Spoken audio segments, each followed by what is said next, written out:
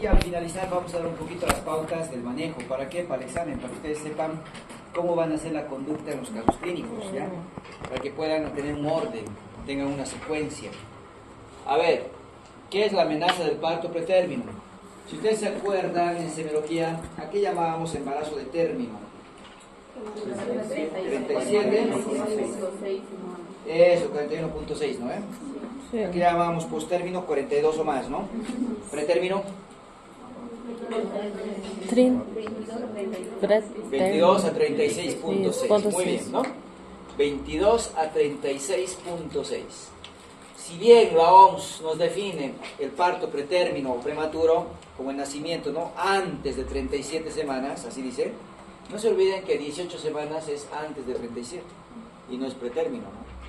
Entonces vamos a establecer esa edad de 22 semanas cumplidas a 36.6, ¿ya? Porque si nace antes de 22, ¿cómo se llama? Aborto. Si nace de 37, embarazo de término. Entonces, para el diagnóstico, hay 3 pilares para el diagnóstico. Edad gestacional, 22 a 36.6. Dinámica uterina, que haya contracciones, que haya dinámica palpable, ¿no es cierto?, con la exploración, o en el registro con el cariotocógrafo, ¿no?, que se marque, pero tiene que haber dinámica uterina, tiene que haber contracciones evidenciadas, y los cambios cervicales, ¿ya? Cuando hablo de cambio cervical, ¿de qué estoy hablando? Dilatación, curvamiento, ¿no ven? Puedo hablar también del reblandecimiento. Claro, el cuello es firme, ¿no?, es duro. Si se vuelve blando, es cambio cervical, ¿ya? Entonces, independiente cómo adorne. Ayer, por ejemplo, me preguntaban, y está bien, ¿no? Me decían, doctor, decir 3 años, ¿no? No es lógico que una embarazada tenga 3 años. Claro, se vive en el taipeo, ¿no? Pero, ya, 33. ¿La edad era determinante en la respuesta? No, ¿no? No, entonces, cuando pasa esos problemas, no se haga mucho problema por el dato, ¿no? Pero si el dato está equivocado e interfiere con el diagnóstico o con la respuesta, no, ahí sí que hay que reclamar, ¿ya? ¿Por qué? Porque eso va a cambiar su respuesta, ¿no? Y a mí me va a crear problemas que va a terminar anulando esa pregunta, ¿ya?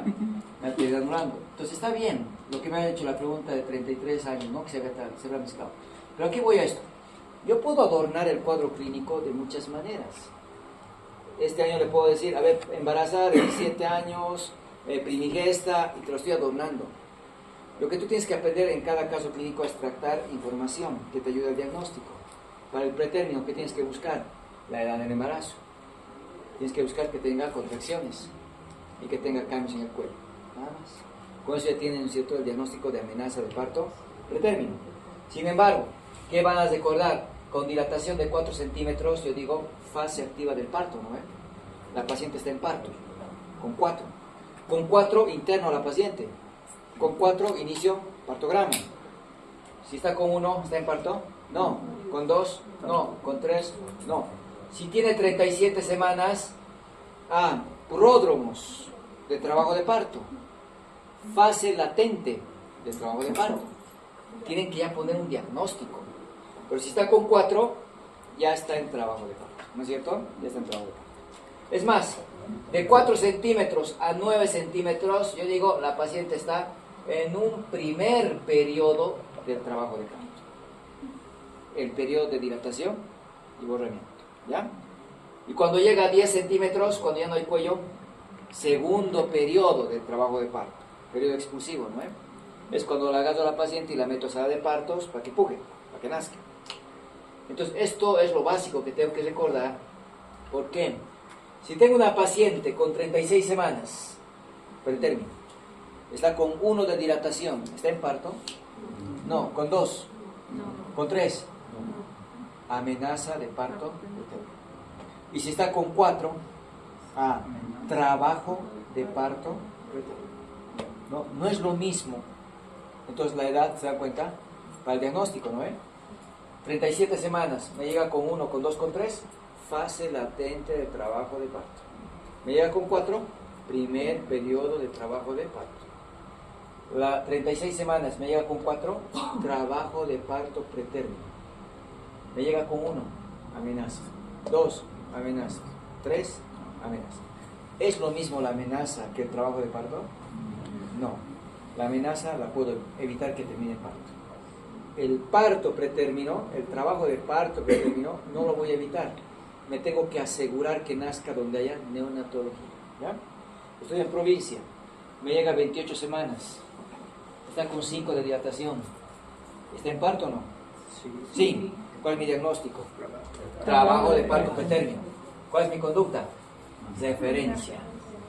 Mando que nazca en el hospital de segundo nivel más cercano, si tiene neonatología. Si no hay neonatología, al tercer nivel, ¿no? Donde haya neonatología, donde haya camas, ¿ya? Eso es lo importante. Pero si es amenaza, le puedo internar, le puedo evitar que avance, ¿no? Eso es muy importante. Entonces, ¿cómo diferencio la amenaza del trabajo de parto? La del trabajo de parto está con 4 centímetros de dilatación y tiene un borramiento más del 80%. En cambio, la amenaza tiene menos de 4 centímetros y borramiento menos del 80%. 1 de dilatación, 2 de dilatación, 3 de dilatación, amenaza de parto pretérmino, ¿ya? Entonces vamos a empezar hablando de la amenaza de parto pretérmino.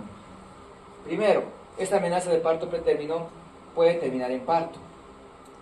Es más, la tercera parte de las embarazadas que atendemos termina teniendo un cuadro de amenaza de parto. Y solo un 5%, no, hasta un 10% máximo llegan a nacer antes del tiempo. Pocas llegan al parto pretérmino. No tengo que permitir que llegue al parto pretérmino, porque el niño no está listo, no está maduro. ¿Ya? Eso es bien importante. En obstetricia, para mí, 22 a 36.6. Pero el pediatra, el neonatólogo, me subdivide y me dice, menos de 28 semanas, pretérmino extremo. ¿Ya? 34 a 36.6, pretérmino tardío. Entonces, entre 28 y 34, pretérmino moderado, ¿no?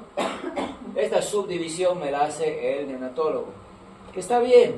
¿Cuál tiene mejor pronóstico? ¿El extremo o el tardío? Tardío, ¿no? Ya está casi para nacer, ¿no? En cambio, el extremo tiene pocas posibilidades. Porque antes se pensaba que a las 28 semanas, por ejemplo, recién empezaba a haber neumocitos tipo 2 y posibilidad de que se produzca surfactante. Entonces prácticamente decíamos, si nace antes de 28, eso no es viable, se va a morir. Y decíamos inmaduro, ¿ya? Decíamos parto inmaduro. Actualmente sabemos que a las 24 semanas ya hay neumocitos tipo 2. Por tanto, ya se puede producir surfactante. El niño en sus pulmones ya puede producir surfactante. O sea, el niño puede vivir. Antes, si nacía antes de 28, decíamos, va a morir, no hay surfactante. Ahora, 24 semanas, yo digo, puede vivir todavía. Puede. Dependerá, ¿no? Si hay surfactante y en qué cantidad y si va a producir. Bueno, entonces, el pronóstico va en función de esta clasificación, ¿no ven? Esta clasificación. Pero bajo ningún principio debe haber partos prematuros. No debe haber. No debíamos permitir, ¿no? Para eso está el control prenatal. Se ha visto que el prematuro cuando nace tiene elevada complicación, elevada morbilidad y también es causa importante de muerte, está entre las 5 causas. Entonces no tiene que nacer. Para eso buscaremos causas. En obstetricia dividimos causas maternas, causas fetales y causas ovulares, ¿no? Casi todo dividimos así. Esta división tiene un componente bien especial. ¿Por qué? Porque no es la clásica división, ¿no? De materna, fetal y ovular. Me está dividiendo de una manera que me está mostrando que una parte de los nacimientos pretérminos se va a producir porque hay complicaciones del embarazo que me obligan a terminar el embarazo. ¿Ya? Me explico. Placenta previa, 28 semanas, pretérmino, está sangrando de manera profusa. Sangrados abundante. ¿Cuál es mi conducta? Finalizar el embarazo. Porque me va a hacer choque hipovolémico y se me va a morir la mamá y por ende también el niño. Es pretérmino. No importa. Tengo que finalizar. Salvar a la mamá y darle chance de que también el bebé se salve, ¿no ven? Entonces sé que hay un pretérmino, pero tengo la obligación de interrumpir porque hay una indicación médica. ¿Ya? Se rompieron las membranas. Este tema tenemos que llevar. Tiene 30 semanas. Está con datos de infección. Tiene fiebre, tiene taquicardia. ¿Voy a esperar que la paciente se muera por sepsis? No, tengo que finalizar el embarazo. Pero es pretérmino, no importa. Peor va a ser que se muera la mamá con sepsis y el niño también. Mejor lo termino el embarazo, ¿no? Preeclampsia, vamos a avanzar. Tengo un embarazo de 35 semanas, pretérmino. Preeclampsia grave, preeclampsia con criterios de severidad. La preeclampsia con criterios de severidad mata a las mujeres, mata a los bebés. Es la primera causa de muerte en obstetricia en los países desarrollados. En los países pobres, países subdesarrollados como el nuestro, es la segunda causa. Porque en mi país se mueren por hemorragia, porque no tengo insumos, porque no tengo lo necesario para controlar el sangrado. Pero hasta en los países no grandes se mueren por preeclampsia. Entonces, ¿voy a dejar que se muera la paciente, que el niño se muera? No, interrumpo, sabiendo que es pretérmino. La preeclampsia grave no espera, se interrumpe. La diagnostico y la interrumpo. No hay manejo que conserve el embarazo o que esperen para que el niño madure, no, interrumpo. Pero vamos a ver eso más adelante. Entonces, hay una indicación. La mayoría de los pretérminos se dan de manera espontánea, ¿ya? ¿Por qué causas? Por infecciones, ¿se acuerdan? Las infecciones que provocan liberación de prostaglandinas. ¿Cuál es la principal causa del aborto espontáneo? ¿Cuál es la principal causa, la más común del aborto espontáneo? Alteraciones cromosómicas. Luego le siguen las infecciones. ¿Cuál es la principal causa de la amenaza del parto preterminó? Espontáneo. Infecciones. Infecciones. No es el aborto, ¿no? La infección, la primera causa. Eso. Entonces en el pretérmino sí. Y ahí pensemos, la infección urinaria. Es muy común. La infección genital, candidiasis, tricomoniasis, vaginosis bacteriana, ¿no? Es lo que vemos todos los días. Es lo que vemos todos los días. Si el útero se estira mucho, desencadena contracciones. Polidragmos, macrosomía, embarazo gemelar. La mayoría de los gemelos no nace a término, nace antes, porque el útero crece mucho. El embarazo, la especie humana, es unípara, por esencia. Tener dos bebés, he dicho, es patológico, no es normal. Por tanto, se estira mucho el útero y el útero inicia contracciones y nace antes del tiempo, ¿ya? Entonces, puede ser, ¿no? Incompetencia ístmico-cervical. El cuello no se mantiene cerrado, se abre solito. La paciente no tiene dolor y pierde el embarazo, ¿ya? ¿Cuándo vamos a sospechar de esta condición? Cuando tengan abortos tardíos a repetición. ¿Se acuerdan qué era aborto tardío? Mayor de 12 semanas, ¿no? Cuando la paciente tiene, imagínense, tengo una paciente, aborto a las 6 semanas, aborto a las 8 semanas, tiene un aborto recurrente, ¿no? 2 abortos. ¿Cuál puede ser la causa? Cromosómica, porque son abortos tempranos, ¿no?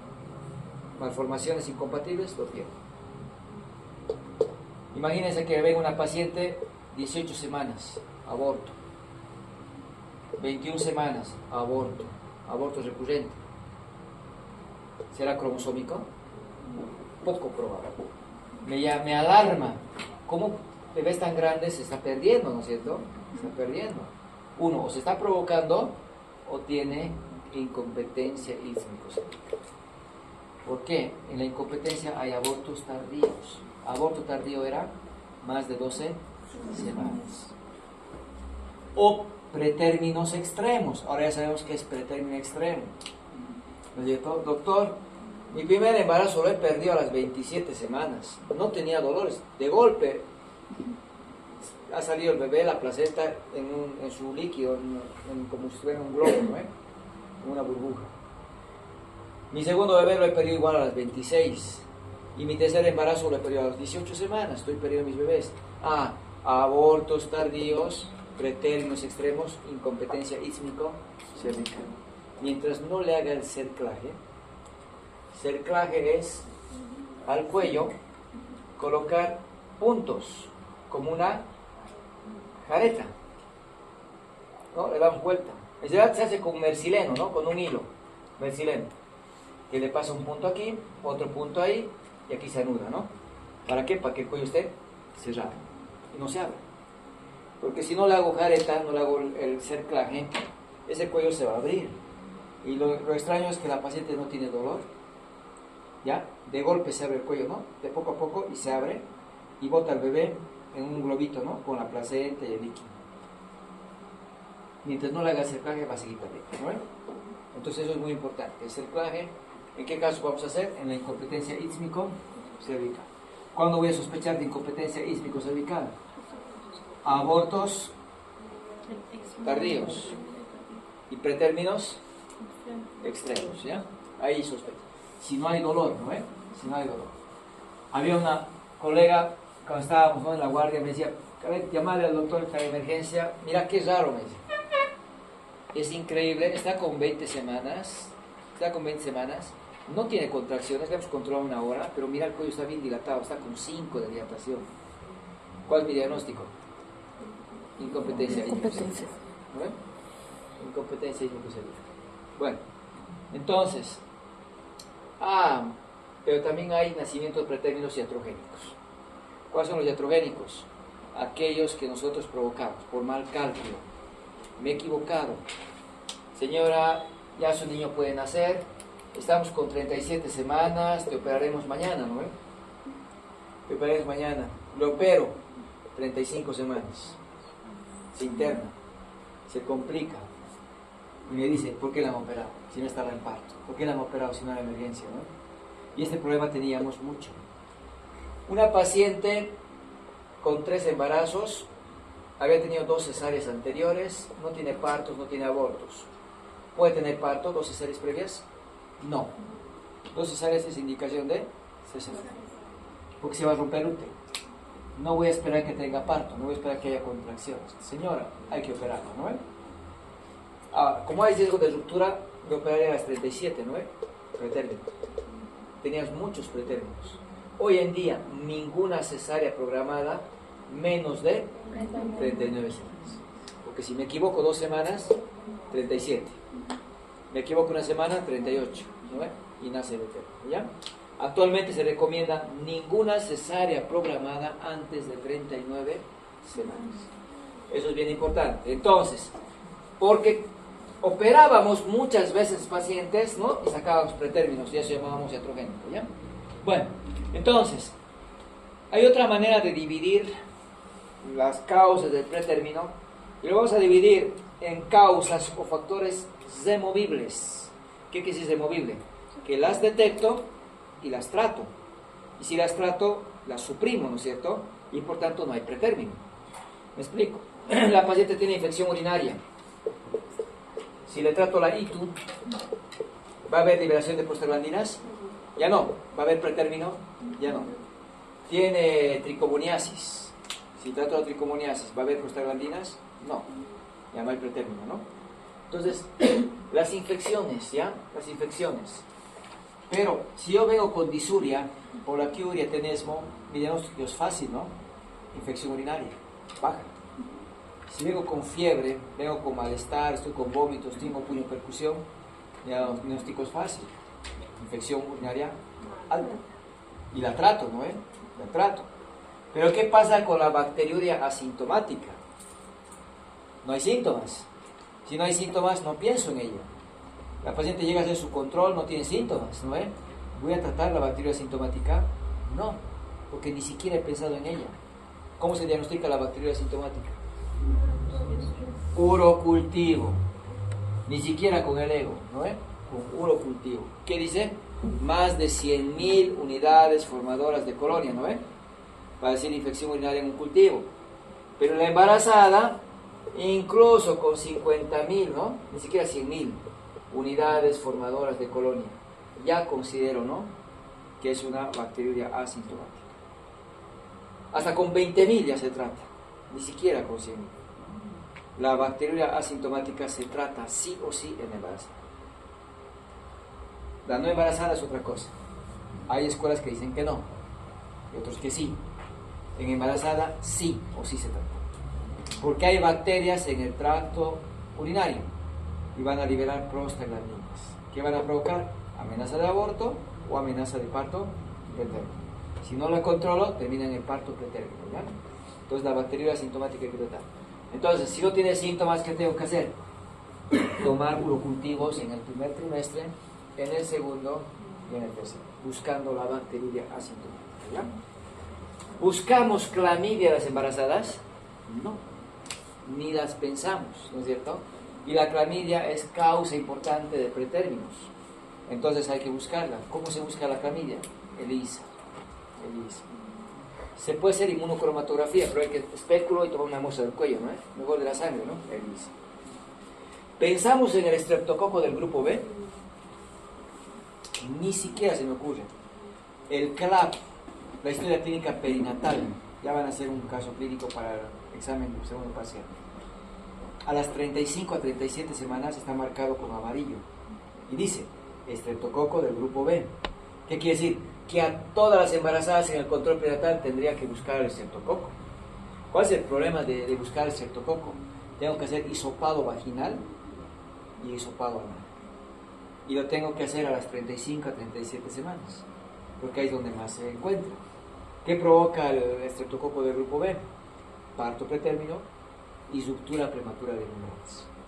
Entonces, si yo les hiciera estreptococo y lo tratara, ¿no es cierto?, seguro que habría menos casos. En mi hospital hemos intentado hacer, ¿qué nos han dicho? No hay el medio de transporte. Podemos hacer el cultivo, pero no tengo el medio para hacerse el cultivo. Y no me lo hace, ¿no ven? La mayoría de los hospitales tienen sus problemas, ¿ya? No tenemos insumos. Y como no lo pensamos en este cuadro, ni nos interesa hacer gestiones, ¿no ven? Ahí está, nada no hacemos estreptococo. Cuando es causa importante de pretérmino, ¿no? Estamos viendo eso. ¿Qué más? El estrés. Por eso que a la paciente indicamos el pozo, ¿no? Es relativo. ¿Por qué? Que no haga esfuerzo físico, que no se estrese, bueno. La incompetencia que hemos dicho, no inducir, no necesaria anticipada, ¿no? Todo eso puedo evitar. Esto es un cultivo, es una gráfica, perdón, de cultivo de líquido amniótico, ¿no? De amenazas de partos pretérminos, donde vemos los gérmenes que están más involucrados, ¿ya? Si ustedes se dan cuenta, aquí hemos dicho, estreptococo del grupo B, ureaplasma urealítico, micoplasma, son los más comunes, ya hay clamidia más, son los más comunes. Son gérmenes que no pensamos, son gérmenes que no los buscamos, ya, no los buscamos, pero son los más frecuentes para provocar pretérmino y para provocar ruptura de membranas. Entonces, hay muchos gérmenes, pero cualquier infección termina por la vía, ¿no?, de la ciclooxigenasa a partir del ácido araquidónico produciendo prostaglandinas. ¿Y las prostaglandinas qué provocan? Contracciones en el útero.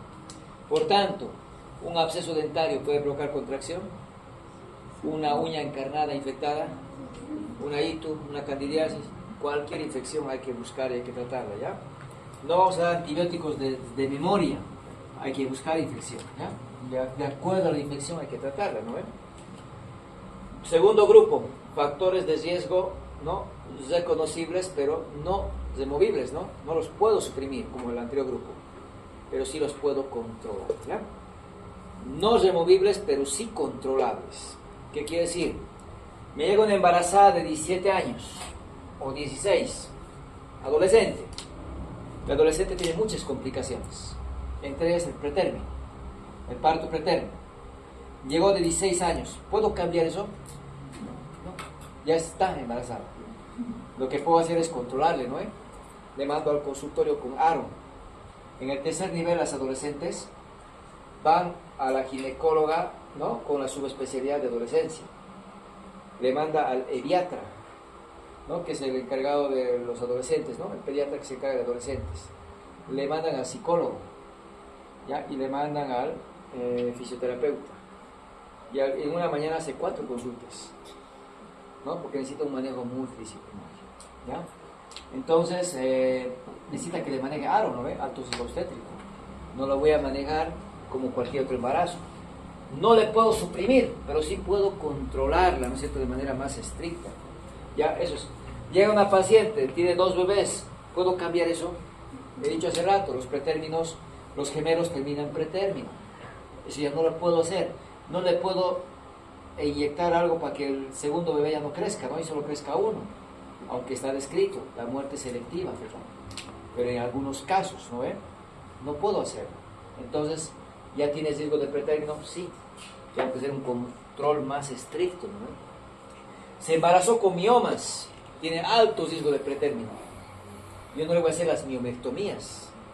es peligroso hacer miomectomías en una embarazada, ¿no es cierto? Puede terminar en aborto. Debía haber hecho la miomectomía antes del embarazo, para evitar que ahora tengas riesgos. No puedo ya cambiar eso, ¿no? Entonces son factores que no los voy a poder modificar. El antecedente de tener un parto pretérmino es alta posibilidad de que se repita. Es uno de los factores más importantes. Si la paciente tuvo un pretérmino de manera espontánea, no porque le han operado cesárea y se han apurado, es alta posibilidad de que se va a repetir, ¿ya? Es uno de los factores de riesgo que no puedo olvidarme. Otro factor alto de riesgo de un pretérmino, embarazo general, embarazo múltiple. Es raro el embarazo múltiple que llega a término. Por lo general nacen antes de tiempo. El útero no está preparado para que crezcan dos bebés y se adelantan las contracciones, ¿ya? Estos dos factores son altísimo riesgo de pretérmino y eso hay que tomar en cuenta. No los puedo evitar, no los puedo suprimir. Y esta es la clásica división, ¿no es cierto? Que no necesitan aprender, porque quiero que aprendan cuáles son removibles, cuáles son no removibles, ¿no? Porque si tengo removibles, tengo que suprimirlos pues en el tratamiento, ¿no? Tengo que erradicarlos para que no haya pretérminos, ¿no? Esta clasificación es la clásica que decía materna, fetal y ovular, ¿no? Que podemos dividir simplemente de conocimiento. ¿Cómo diagnostico el pretérmino entonces? Edad gestacional. Otro. Dinámica uterina.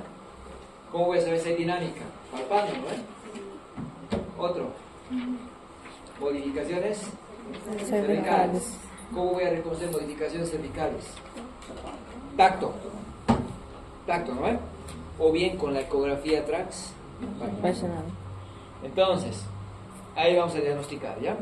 Normalmente, la embarazada tiene contracciones.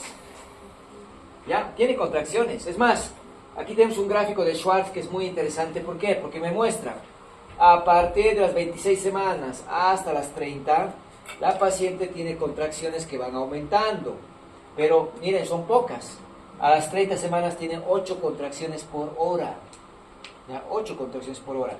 Y así se va a mantener hasta las 33 semanas. ¿Ya? 8 por hora. Después, ¿qué pasa? Aumenta 9. Pero también es raro. O sea, son escasas contracciones. No son muy intensas, muy frecuentes, diré, ¿no? Y tampoco son intensas. Entonces, la embarazada tiene contracciones que aumentan, sí, pero llegan a 9 contracciones por hora, ¿no? Estas son las contracciones de Braxton Hicks, las que me ayudan a acomodar al bebé, las que me ayudan a formar, ¿no?, el segmento, las que me ayudan a formar las membranas, ¿ya?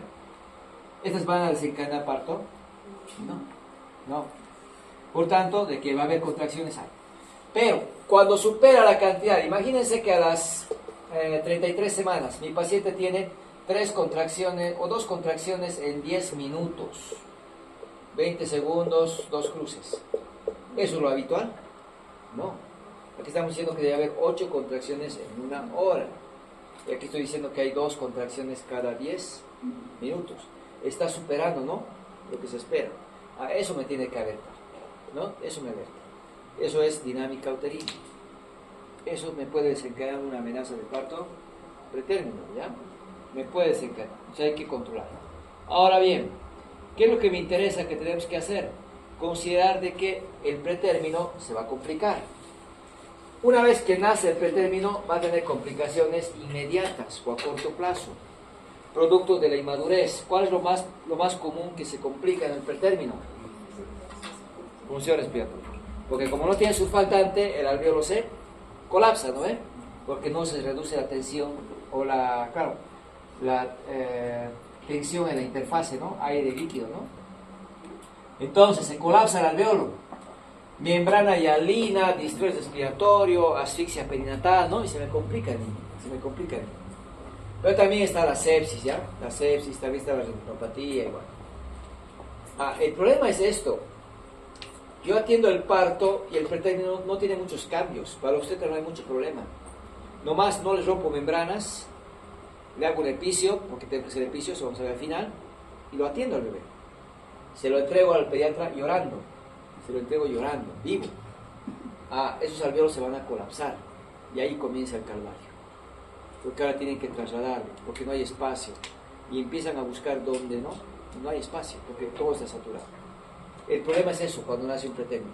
no es entregar a un niño llorando, no, se trata de pensar lo que viene después, ¿ya? Y las complicaciones van a ser inmediatas, ¿no? Por la inmadurez. Pero si el niño sale adelante y sobrevive a este episodio, el problema sigue, porque producto del colapso alveolar no ha habido hematosis, no ha habido aporte de oxígeno a este cerebro y ahora hay daño neurológico. Ahora su cerebro se ha arruinado. ¿Por qué? Porque el cerebro está en su máximo desarrollo, necesita aporte, ¿no es cierto?, de flujo sanguíneo continuo, necesita buen aporte de oxígeno. Si no le llega oxígeno a estas neuronas, ¿qué va a pasar? Déficit neurológico, ¿ya? Este niño puede tener retardo psicomotriz.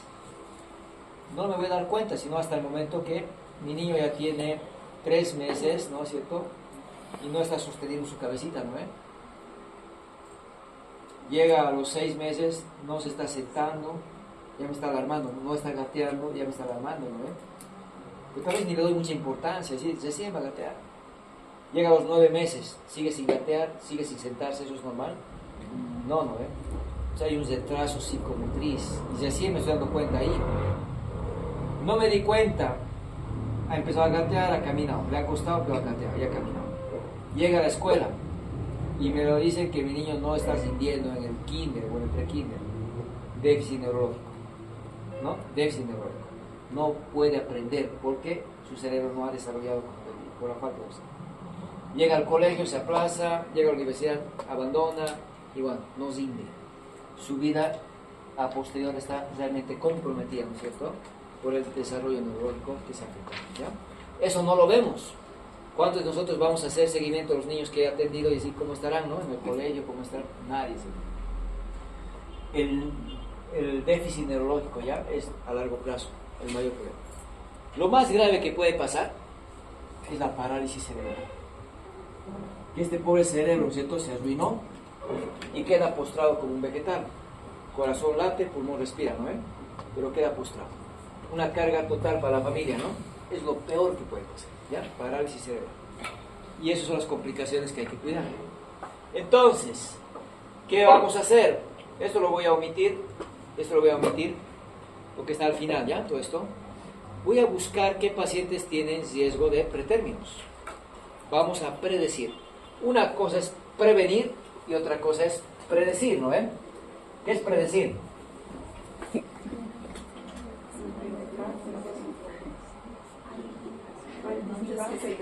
Eso, antes de que pase, ¿no? Antes de que ocurra, ¿no? Entonces voy a detectar qué pacientes tienen riesgo de terminar en un parto prematuro. ¿Para qué? Para evitar que terminen naciendo antes de tiempo, ¿no? Voy a reconocer qué pacientes tienen más riesgo y quiénes no, ¿ya? Y para eso hay un trípode: marcadores clínicos, marcadores bioquímicos y marcadores ecográficos, ¿ya? Hay 3 pilares para buscar, hay 3 pilares. Es más, generalmente buscamos estos pilares alrededor de las 24 semanas, ¿ya? Empezamos a buscar. 1, ¿se acuerdan clínicos que hemos dicho? Antecedentes de alta frecuencia de pretérmino, embarazo gemelar y antecedentes de un parto pretérmino anterior. Esta paciente tuvo un pretérmino, su anterior embarazo, se va a repetir. Alto riesgo. Esta paciente está con un embarazo de trillizos, va a terminar en pretérmino, ¿no es cierto? Porque es alta posibilidad. Entonces buscamos clínica, factores de riesgo que hemos mencionado hace rato, ¿no? Tiene cerclaje, tiene incompetencia ísmico-cervical, alta posibilidad de que nazca antes de tiempo, ¿no? Luego le hago el tacto y le valoro el cuello. El Bishop, eso lo vamos a ver más adelante, es una escala, es un score que me permite valorar la madurez del cuello. ¿Qué hago en el tacto? Posición del cuello, consistencia del cuello, dilatación del cuello, borramiento del cuello. Eso valora el Bishop, valora el cuello, a la altura de la presentación, ¿no? ¿En qué plano está? Primero, segundo, tercer, cuarto. Esos 5 parámetros valora Bishop y le da puntos, ¿ya? Lo vamos a ver eso en embarazo posttérmino. Y van a calcular con el Bishop en esa clase, van a aprender a calcular. Aquí simplemente me interesa saber que si el cuello tiene 6 puntos o más, el cuello es maduro. El cuello es maduro. ¿Qué quiere decir eso? Que va a terminar en un parto pretérmino. que va a tener un parto pretérmino. Pero si es menos de 5, el cuello es inmaduro, hay menos posibilidad, ¿ya? Entonces, un bishop de 6 decimos bishop favorable, ¿no es cierto?, para el parto. Entonces el tacto, ¿no?, me va a ayudar a esto. Bueno, de ahí vamos a considerar entonces criterios clínicos. ¿Qué criterios más tengo? Bioquímicos, ¿no ven? Bioquímicos. Los criterios bioquímicos, vamos a pedir la fibronectina. A ver, hay muchos marcadores bioquímicos. Estriol salival, la interleuquina 2, interleuquina 6, que hacemos aquí, en nuestro medio, pero que no son muy fidedignos. No tienen mucha evidencia como predictores, ¿ya? ¿Cuál tiene buena evidencia como predictor? Fibronectina. No tengo en Bolivia.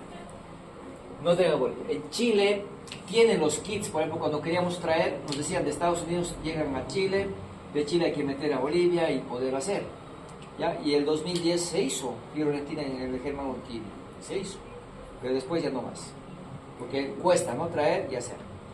La fibronectina es una glicoproteína, como pueden ver, que actúa como cemento, está uniendo las membranas con la decidua, ¿ya? Las está uniendo. Esta fibronectina la voy a encontrar en el canal vaginal antes de 24 semanas y después de 34, pero no tengo que encontrar entre 24 y 34 semanas. No tengo que encontrar fibronectina, porque si encuentro fibronectina, eso no es normal. Entonces, ¿qué tengo que hacer? Tomar una muestra, enviar al laboratorio y que el laboratorio mida la concentración de fibronectina. Si es más de 50 nanogramos por ml, tiene alto riesgo de que el niño nazca antes de 34 semanas. Entonces, ¿a qué semana dicho voy a hacer screening? ¿Se acuerdan? He hecho 24 semanas, ¿no? 24 semanas le pido fibronectina. Me da, póngase, 60 nanogramos por ml. ¿Tiene riesgo de parto o no? Sí. Esta paciente tiene alta posibilidad de que su niño nazca antes de cumplir 34 semanas. ¿Ya? Eso es un buen predictor, me está adelantando, me está diciendo su niño va a nacer pretérmino. ¿Qué tengo que hacer? Prepararme para ese nacimiento. ¿Ya? Entonces, eso es importante. Como no tengo la fibronectina, entonces busco otro marcador. ¿Cuál era otro marcador? Ecográfico, ¿no es? Ecográfico. Y eso sí tenemos. Por ejemplo, aquí tengo un estudio donde me muestra cómo la fibronectina me ayuda, ¿no es cierto?, a predecir parto prematuro. Pero un estudio donde me muestra valores mucho más altos de lo que he dicho, ¿no? 200, no 50. Y así se empezó. Hoy en día es muy cuestionado la fibronectina, pero es un método de predicción. Cuando son 200 nanogramos por ml, ni pensar, sí o sí van a ser, ¿no es cierto?, antes de 34. Cuando hay 50, ya voy pensando que también, ¿no? Pero estamos ahí, no hay mucho sustento, no hay mucha evidencia. Pero sí me sirve, sí me sirve. ¿Ya? De tal manera que, ¿cuál va a ser mi punto de corte de la fibronectina? 50 nanogramos, ¿ya? Ese valor lo voy a tomar en cuenta. Ahora, tengo ecografía, sí. Un corte sagital del cuello. Este es el orificio cervical externo, el orificio cervical interno. La distancia que mide entre estos dos orificios es la longitud del cuello. El cuello, ¿cuánto medía? De 3 a 4 centímetros, ¿no ve?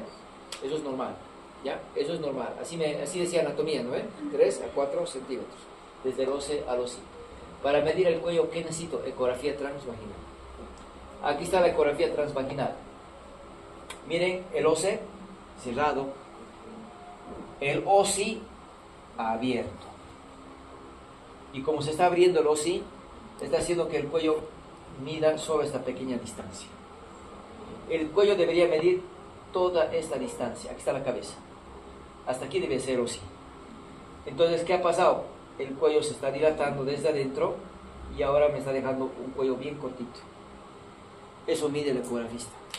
Porque si yo le hago el tacto, cuello cerrado. ¿No ve? El ecografista me está diciendo el cuello es corto. Eso es un cuello normal. OC, OSI. Así tiene que verse. Largo. Que es muy distinto que el anterior, ¿no ve? Muy distinto. Aquí, ¿cuánto mide? 45 milímetros. Ah, es largo, es largo. ¿Ya? Sin embargo, el cuello no mide lo mismo, no mide lo mismo. ¿Ya? Cambia de acuerdo a la edad. Y esto sí van a aprender porque para el caso clínico que van a tener, esto decide. No necesito embarazo múltiple. Por tanto, este me interesa. ¿Qué tengo que aprender? Dos números. 28 y 32, ¿ya? 28 y 32. Esos dos números me los voy a aprender. Porque eso me va a ayudar mucho. En obstetricia, 24, 28, 32 me sirve para mucho. ¿Se acuerdan a qué edad he dicho voy a hacer screening del pretérmino? 24, ¿no ve? ¿A qué edad voy a pedir CUMS indirecto si la madre es RH negativa y el papá es RH positivo? 24. ¿Me sale negativo?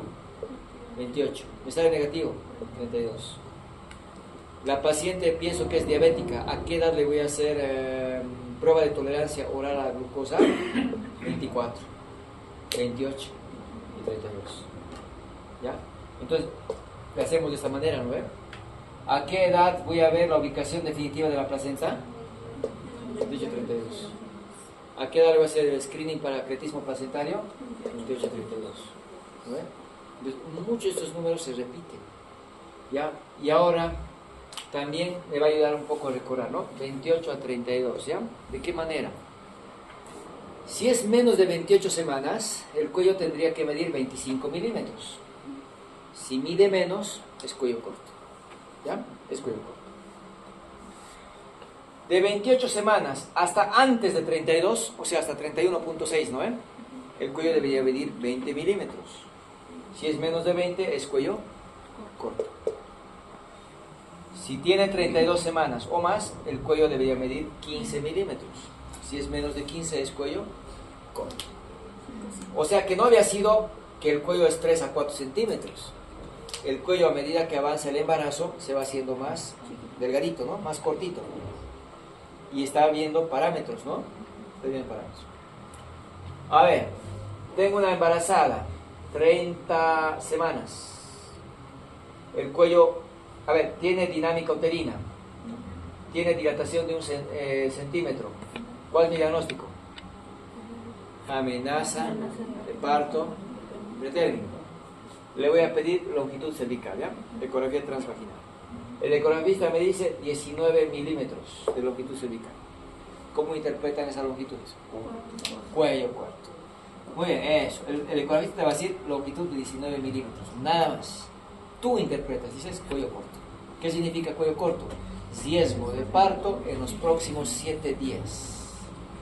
Ah, esta paciente va a tener parto en esta semana. Puede ser mañana, puede ser pasado, puede ser domingo, pero van a ser en esta semana. Eso te ayuda a hacer predicción, el ecografista. Lo primero que tienen que pedir entonces en una paciente con amenaza de parto pretérmino, ¿qué ha sido? Longitud cervical. Hay que pedir, ¿no? ¿El hemograma me ayuda? No, no. ¿El general de orina me ayuda para ver predicción? No. Entonces me sirve la longitud cervical. Me llega otra paciente, 33 semanas. Tiene dinámica uterina, está con 1 de dilatación. Diagnóstico. Amenaza de parto pretérmino. Edad gestacional, dinámica uterina, modificación cervical. ¿No ve? Eso tienen que aprender a buscar. Amenaza de parto pretérmino. Le pido longitud cervical. 19 milímetros, como hace rato. 19 milímetros. ¿Es cuello corto o no? 33 semanas. No, no es cuello corto. 32 semanas o más, tiene que medir ¿cuánto? 15. Ella mide 19. ¿Tienes riesgo de parto en los próximos 7 días? No.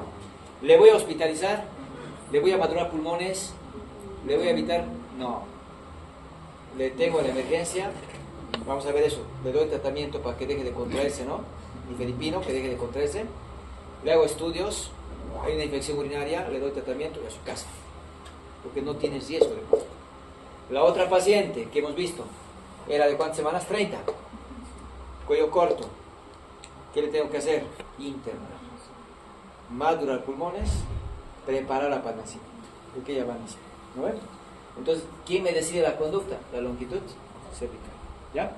Entonces, esto ya para que vayamos consolidando el cuello, así se mide, cuello largo, así se acorta el cuello, ¿no? Se va haciendo cada vez más corto, y esa es la cervicometría o la longitud cervical, ¿ya? ¿Qué hace actualmente el ecografista? El ecografista mide, como pueden ver ahí, ¿no? Mide el diámetro anteroposterior del cuello. Ecografía, ¿no? Transvaginal, mide el diámetro anteroposterior del cuello, ¿no es cierto? Del cuello. Y luego empieza a apretar, ¿ya? Con el transductor, aprieta fuertecito, para que lo haga más, aprieto, ¿no? Al cuello. Y mide la distancia ahora, nuevamente del cuello, pero esta vez apretando, ¿no es cierto? ¿Qué estamos viendo en esta imagen?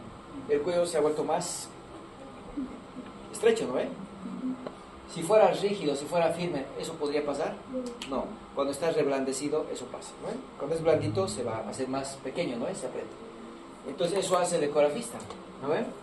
Mide sus diámetros, ¿no? Los divide y lo multiplica por 100. Para tratar de establecer ¿qué cosa? El grado de reblandecimiento del cuello. O sea, quiere saber qué consistencia tiene el cuello. Y con sus tablas va a comparar, para saber si el cuello está reblandecido o no. Esto no necesitan saber, solo la longitud cervical, ¿ya? Pero sepan que el ecografista busca varias herramientas, ¿no? Elastografía, no tengo. La elastografía es un estudio que permite evaluar el grado de reblandecimiento, para saber la consistencia que tiene. Si está reblandecido, riesgo de parto pretérmino, ¿no? No necesito más nada, esto no lo van a ver, siempre sepan que la elastografía también me ayuda. No tengo en Bolivia. Slunch. ¿Qué es el slunch? Si ustedes se fijan, líquido amniótico, ¿no ven? Este es el OC. Aquí está el OC, canal cervical, ¿ya? Que estoy viendo unos puntos blancos, ¿no? En el líquido amniótico. Este es el slunch. Este slunch, este blanquito que están viendo cerca del cuello, lo asociamos con infección intraamniótica. ¿Ya? Slunch amniótico es una imagen hiperecogénica o hiperecoica, ¿no ve? En el líquido amniótico cerca del orificio cervical interno, que se observa cuando hay una corioamnionitis. ¿Riesgo de qué? Parto pretérmino. Parto pretérmino. Entonces se buscan muchas estrategias, ¿ya? Se buscan muchas estrategias. Lo importante es que la longitud cervical no puede olvidarse, ¿ya? No puede faltar. Ya para terminar, he detectado que la paciente tiene riesgo de parto pretérmino. Ahora, ¿qué tengo que hacer? Tratar. Hay 4 pilares que vamos a aprender, gracias por el papel.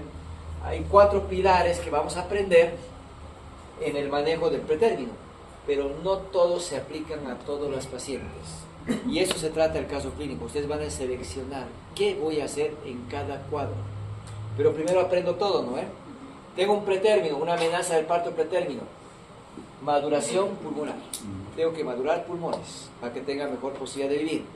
Segundo, tocólisis o útero-inhibición, que no haya contracciones, suprimir contracciones. Tercero, tratar la causa. Si sigue la infección urinaria, va a seguir liberando prostaglandinas. Si sigue la tricomoniasis, va a seguir liberando prostaglandinas. Hay que tratarlo, ¿ya? Y cuarto, la neuroprotección. Quiero evitar secuelas graves en el cerebro del niño, y entre ellas la parálisis cerebral, ¿ya? ¿Se aplica a todos esto? No.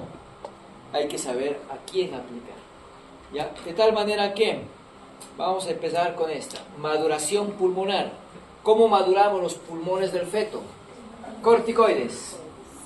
Pero aquí ustedes han aprendido en farmacología toda esta lista de corticoides. De acción rápida, acción prolongada. Vamos a usar de acción prolongada. Voy a usar betametasona o dexametasona. Hidrocortisona no lo voy a utilizar porque es macromolécula, no pasa a la placenta, no llega a la placenta, no pasa al feto, no llega al feto. La placenta no la atraviesa porque la placenta es una basera, ¿no? Prednisona, prednisolona, no voy a usar porque la placenta lo degrada, lo destruye, no va a llegar al feto. Entonces tengo una lista grande, pero no necesito aprender todo, necesito aprender las que voy a usar en obstetricia, porque estas son las que voy a utilizar.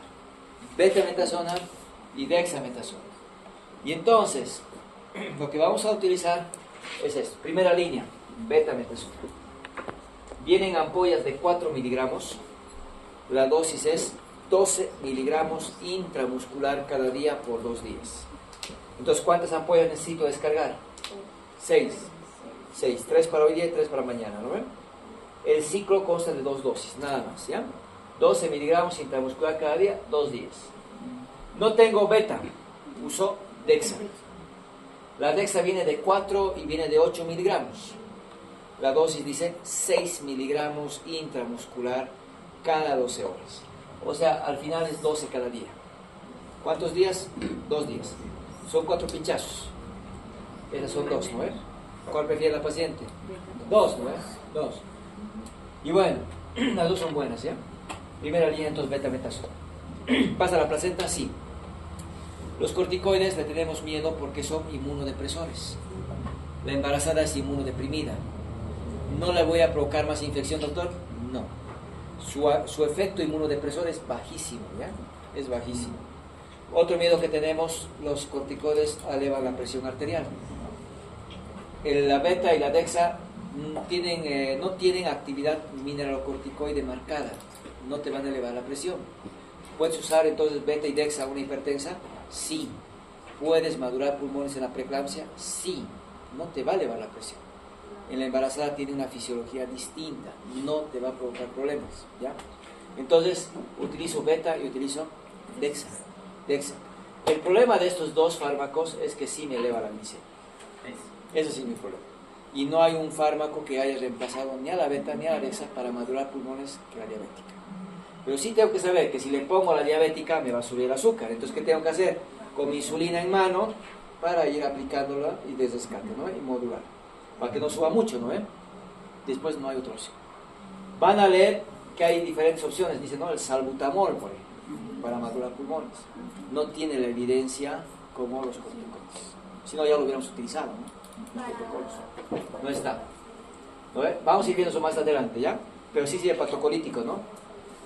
A ver, beta y dexa me quedo para maduración pulmonar, ¿ya? No invento más. Vamos a ver más adelante que hay otras alternativas que se han intentado, pero que no han demostrado nada, ¿ya? Los protocolos me dicen de 24 a 34. ¿Por qué de 24? Porque hay neumocitos tipo 2. ¿Por qué hasta 34? Porque el pulmón ya tiene surfactante. Pero ningún bebé madura todos al mismo tiempo. 34 no es garantía. Razón por la cual actualmente esto es historia, esto ya no sirve. Utilizamos el corticoide incluso hasta 36.6. Las NACs, ¿qué dice? 24 a 34. Las NACs son 2013. ¿Cuántos años de retraso? 11 años. Entonces eso ha cambiado. La mayoría de mis protocolos siguen hablando de 24 a 34. Pero los últimos ya me dicen 24 a 36.6. ¿Ya? Ya pueden utilizar a 36.6. Pueden utilizar. ¿Cuántas dosis? 2, ¿no? Hidrocortisona, está en el Schwartz. Maduración rápido, dice. Hemos dicho que no pasa placenta. Entonces no lo voy a pensar. Y otra cosa más. El corticoide empieza a actuar a las pocas horas, pero alcanza su efecto máximo a los 2 días. Recién a los 2 días tú vas a ver el efecto óptimo del corticoide. Y el corticoide actúa 7 días. Después ya no tiene efecto. Entonces, hoy le pongo corticoide, betametasona, 12 miligramos. Me nace a las 2 horas. ¿Le ha ayudado el corticoide? No, no le ayudó. Pero no le puse corticoide, entre dar y no dar, mejor le doy. Sí, ponle. En algo siempre le va a ayudar. En algo siempre le va a ayudar. Pero no es lo ideal. Lo ideal es que no nazca 2 días. Y eso se van a acordar. Porque si no quiero que nazca 2 días, ¿qué tengo que hacer? Útero inhibición. Tengo que hacer fármacos que deje de cortar el útero, que aguante 2 días, ¿no? Para que el corticoide actúe. Y si tiene que nacer, que nazca en esta semana. Porque ahí se va a beneficiar. Hoy llega un pretérmino. ¿Qué me pregunta el pediatra? ¿Le han madurado pulmones? Sí, doctor. ¿Hace cuánto? ¿Una semana? ¿Hace un mes? Ah, ya, está bien entonces. No. Hace un mes ya no hay corticoide que actúe. Ya no hay el rango de seguridad de sus pulmones. ¿Ya? Si hubiera nacido dentro de la semana de lo que le aplicaron, hubiera sido lo más ideal. ¿Ya? Ahí sí se va a beneficiar. ¿Ya? No se olviden eso. El corticoide actúa óptimamente ¿cuántos días? 2 días. ¿Cuántos días dura? 7 días su aplicación. ¿Cuántas veces hay que aplicar en todo el embarazo? Solo 2 veces. Un ciclo de 2 días. El corticoide no es inocuo. Ya mañana vamos a continuar acabando el corticoide. Vamos.